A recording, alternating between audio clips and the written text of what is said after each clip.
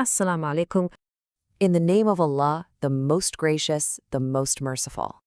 Today, we're diving into something truly special. We're going to explore what many consider to be one of the most powerful, most magnificent verses in the entire Qur'an.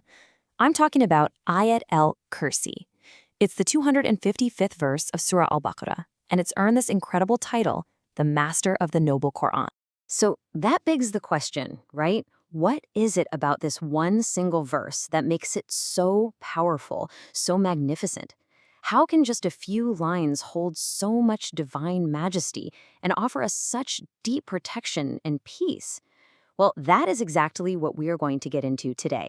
All right, so here's our game plan. First, we'll look at why it's called the Master of Verses. Then we're going to break down the amazing attributes of Allah that are mentioned right there in the verse. After that, we'll dive into some of the deeper meanings, check out the guidance from the Prophet, peace be upon him, and then wrap it all up by looking at how you and I can bring this incredible verse into our everyday life. Okay, let's jump right in. First things first, let's really establish just how special this verse truly is. You see, this verse is just packed with blessings. When you recite it, it's said to bring you closer to Allah, giving you this incredible sense of calm in your soul. And get this, it's believed to contain al-Ism al-Azam, the greatest name of Allah. That's the name that, when you call upon Allah with it, your prayers are answered. And the name itself, Ayat al-Kursi, the verse of the throne, that word Kursi, it's a symbol of Allah's absolute unstoppable kingdom. Now, the real power, the core of Ayat al-Kursi, comes straight from how it describes Allah. It actually contains 5 of his most beautiful, most powerful names. And these names, they're the foundation for everything else in the verse.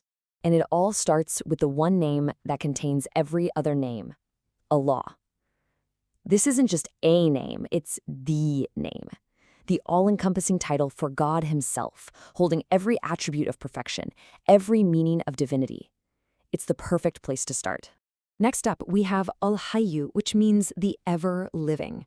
Think about that for a second. This tells us about Allah's absolute eternity, his infinity. He's not bound by life and death like we are. He just is. He always has been, and he always will be. It's an amazing concept. And right alongside Al-Hayy, you find Al-Qayyum, the ever-watchful, or the self-sufficient master. This name is so important. It means he's the one holding everything together. He sustains and protects everything that exists, from a tiny atom to the biggest galaxy. And here's the kicker. He needs absolutely nothing from any of it. Then, the verse mentions Al-Ali, the Most High. This name perfectly captures Allah's sublime nature, his complete dominance over everything he's created. He's above it all. And we're not talking about a physical location, but above in status, in power, in glory, in a way we can't even begin to wrap our minds around. And finally, we have Al-Azim, the tremendous or the supreme. This name just gathers up all the characteristics of greatness and magnificence into one. So when you put them all together, these 5 names, they don't just give you a list. No, they paint this incredible, awe-inspiring picture of God.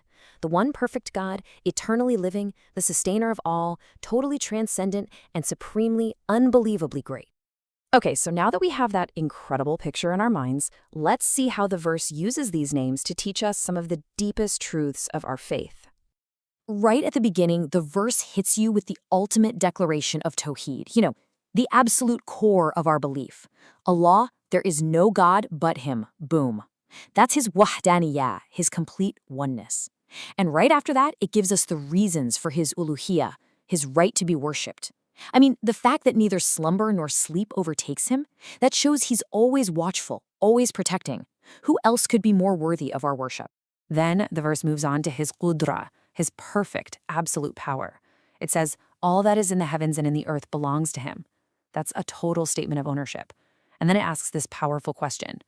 Who is there that can intercede with him except by his permission? It's basically saying, nobody. No one can plead on anyone's behalf unless Allah himself allows it. Now this next part gets into 2 really deep ideas. Ilm, which is knowledge, and irada, his will. Allah's knowledge is total. He knows everything about us. What's happened, what's happening now, and what's going to happen. And what about our knowledge? Well, it's just a tiny speck that he allows us to have. It's a huge reminder to stay humble, We only know what he wills for us to know. And the verse wraps up by describing his mulk, his kingdom, Just try to picture this. His throne extends over the heavens and the earth. That image, it just gives you a tiny glimpse of how massive his kingdom really is. And the job of preserving all of that, it doesn't even make him tired. It's completely effortless for the one who is Al-Aliyya, Al-Azim, the Most High, the Tremendous.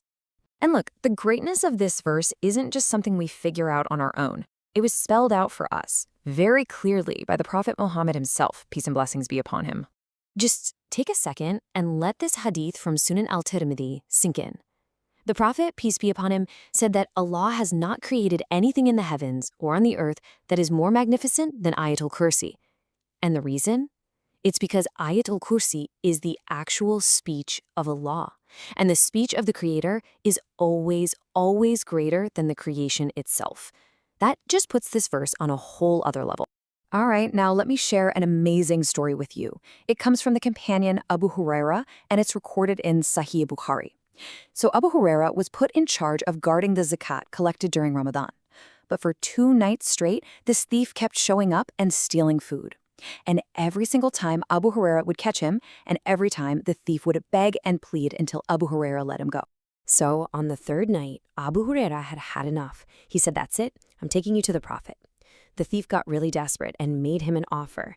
He said, "Listen, if you let me go, I'll teach you something. Whenever you go to bed, recite Ayat al-Kursi all the way through.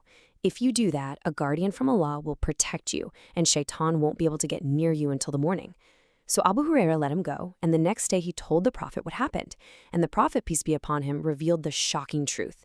He said he told you the truth, even though he is a total liar.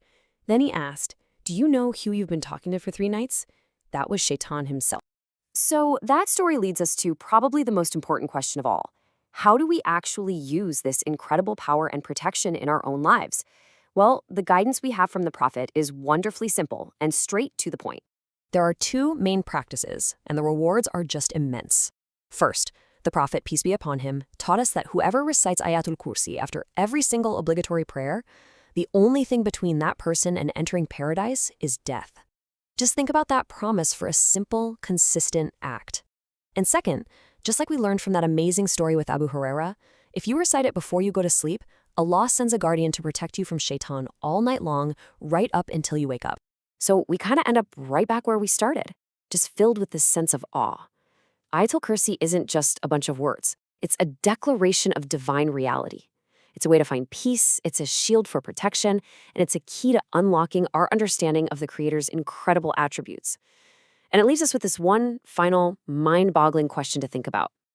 How is it possible that one single verse, so short and so perfect, can contain the vastness of the entire universe and the Lord who created it all?